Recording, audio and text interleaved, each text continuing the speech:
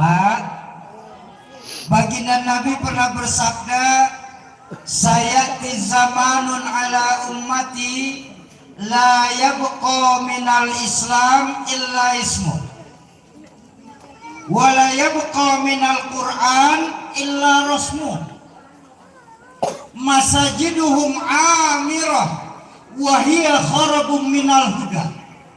Akan datang nanti zamannya di tengah-tengah umatku ini, di mana saat itu Islam cuma dikenal sebatas cerita,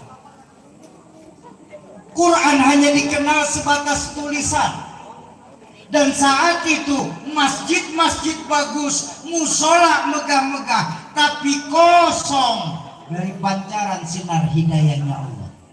Ayo malam hari ini mengambil keberkahan HUT RI yang ke-81, kita renungkan hadis baginda Nabi ini.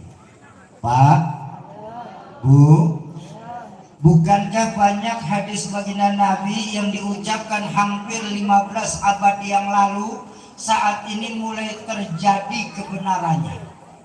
Boleh saya tanya? Boleh kalau tanya?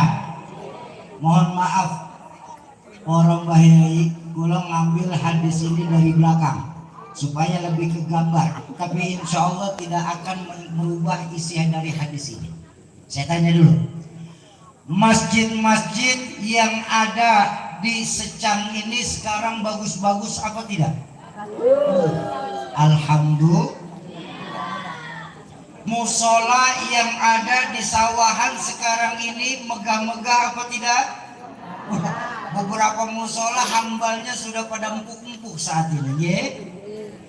Tapi yang saya mau ajak kita berpikir di HUT RI ke-81 ini, tengoklah fungsi masjid dan musola yang ada di tempat kita masing-masing. Berapa banyak saat ini fungsi masjid dan musola beralih fungsi seperti museum. Tahu museum? Tempat penyimpanan barang-barang antik. Yang isi masjid dan musola saat ini rata-rata sudah 50 tahun ke atas. Barang antik sudah expired. Sementara anak-anak mudanya kemana? Anak-anak mudanya asik cari warung-warung kopi yang ada di depan jalan. Apa salah Syauqi? Tentu salah. Kita lupa baginda Nabi menjadikan masjid sebagai pusat kegiatan umat. Di masjid baginda Nabi menghidupkan sholat berjamaah. Di masjid baginda Nabi mengajar agama. Di dalam masjid juga baginda Nabi melakukan lobi-lobi politik. Bahkan di masjid baginda Nabi mengatur strategi militer dalam berperang. Masjid sebagai pusat kegiatan umat. Lalu kenapa kita masyarakat saat ini umat Islam hanya menjadikan masjid nggak lebih tempat ibadah saja?